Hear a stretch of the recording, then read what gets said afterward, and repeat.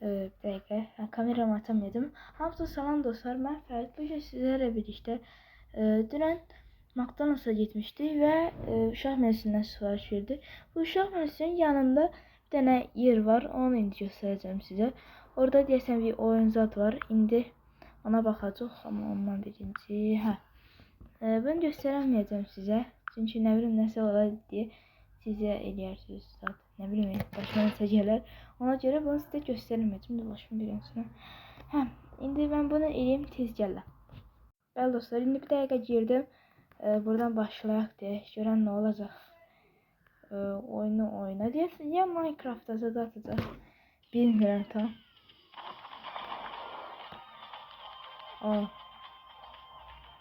Geçtim. İndi nə olacaq heç bilmirəm. Oradan desem Steve çıkacak. Yok ha. Gelin oynayaq. Portalı aktivləşdir. Ne olur? Mən Steven, tələs köməyə ehtiyacım var. İçəri 1-3 maddə hazırlamaq əşi. Evet. Ortadakini seçirəm də niyə olmur?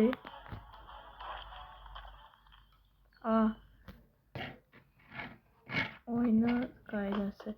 Restoranda toplamaq üçün Happy Meal nə bilim. Sonra müşteri əla hazırlayın üçün. Gəlin oynayaq. Şimdi ne olacaq?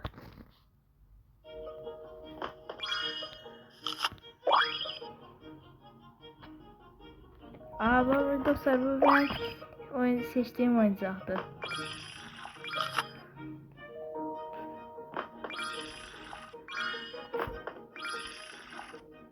Ne olacak? Hem aralıkta ben aklımda ne hara gidecek?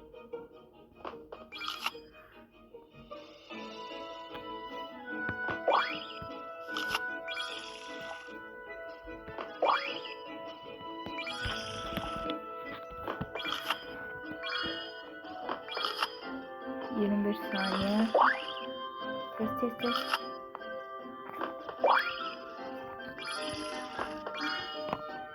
Bitir.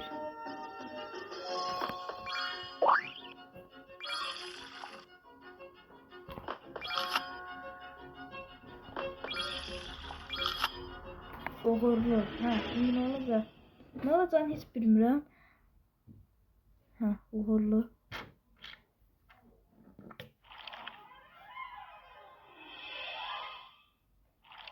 Crafting table. Başa düştüm. Deyəsən elə bilənsinə. Aynen video çəkib saranam girdi içəri 2 dəqiqə. Ne oldu? Yok. Bu sonra böyle düştük. Beləsini hesab edirik. İşte bu arada. Bir de xahiş edirəm videolarımda söyüşsünməyim. Yani yorumlarında söyləyin. Anam əsərləşir. Axırıncı o demiştim ya, ne bileyim Azerbaycan, Türkiye'nin çağırdı, Türkiye. Ne bileyim bir videoma bakmışsa sağ olun. O videoda kimse demişti ki Erməni de kapağında Erməni de olsa ona hürmet eləməlisən. Ona kimse söylemişti yani dedim söylemeyin de xahiş edirəm yani sonra öğrenmen olur.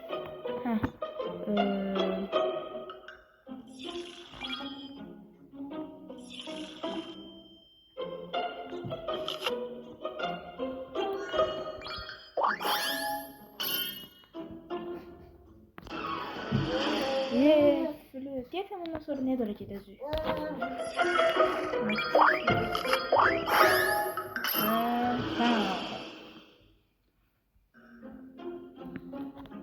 Deyəm Minecraft'da şey gələr, McDonald's güncəlləməsi.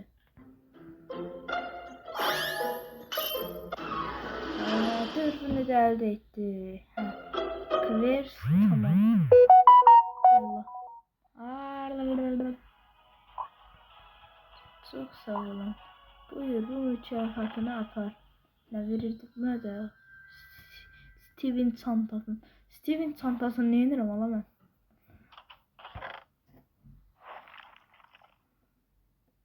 Emin oyunları bildirir. Ha bir şeydi.